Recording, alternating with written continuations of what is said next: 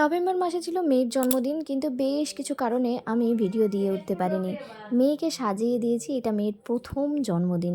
মেয়েকে সব কিছু সাজিয়ে খেতে দিয়েছি। দেখো, মেয়ের পাশে বসেছে মেয়ের ছোট দাদা, আর মেয়েকে নিয়ে বসেছে ওর দাদু। কিন্তু মেয়ে তো ছটফট করছে, ও এখনও ওর জন্মদিন সম্পর্কে কোনো আইডিয়া করতে পারেনি, ও জানে না এটা কি। তাই ও ঠিক ব্যাপারটা বুঝতেই পারছে না কি হচ্ছে। যদিও ওর বড়দাদার কিছু ভঙ্গি দেখে বেশ খুশি হয়েছে। এখানে দেখো, ওকে মিষ্টি খাইয়ে দিচ্ছে ওর বড়দাদা।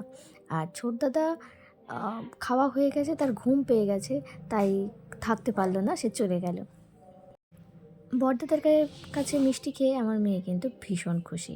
তারপর ছিল ওর বড়দাদা ওকে বিভিন্ন ধরনের জিনিস দিচ্ছিল, যেগুলো ওর বড়দাদার জন্যই নিয়ে আসা হয়েছে বললে চলে। বিভিন্ন ধরনের চকলেট, সঙ্গে চিপস, মাজা, এইসব জাতীয় জিনিস। এইসব দেখে আলটিমেটলি রসও, মানে ওর ছোট দাদা, সেও আর ঠিক থাকতে পারেনি। সেও দেখলো, ঘুম কাটিয়ে উঠে চলে এসেছে বনুর কাছে। এইগুলো একটু তো ভাগ নিতেই হবে, সঙ্গে একটা সম্ভবত মাছ হাতে নিয়েই নিয়েছে। আর এইগুলোও তাকে নিতে হবে বনুর কাছ থেকে, কিন্তু সে আস্তে আস্তে নিয়ে নিচ্ছে। তারপর ওকে একটু ভাত খাইয়ে দেওয়ার কথা। বাবা ওকে ভাত খাইয়ে দিচ্ছে, কিন্তু ও ঠিক পছন্দ হচ্ছে না, যেহেতু ওর খাওয়া হয়েই গেছে। আর ঠিক ভালো লাগছে না, খাবে না, কিন্তু ওকে জোর করে খাওয়ানো হচ্ছে, এটাতে ও ভীষণই বিরক্ত হয়ে গেছে।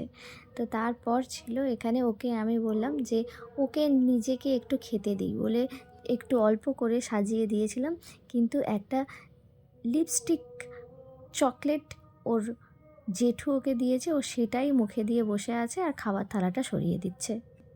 শেষ পর্যন্ত আর ভালো লাগেনি, ও উঠে চলে গেছে খাবার থেকে। কি আর করা যাবে, ছোট্ট মানুষ, এখনও কিছু বোঝে না, তাই এরকমটাই করছে।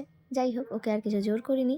সন্ধ্যাবেলা আমরা ছোট্ট একটা আয়োজন করেছিলাম ওর জন্য, একদমই ছোট্ট আয়োজন, যেখানে শুধুমাত্র বাড়ির বাচ্চারা আর একদম পাশের বাড়ির কয়েকজনকে বলা হয়েছিল।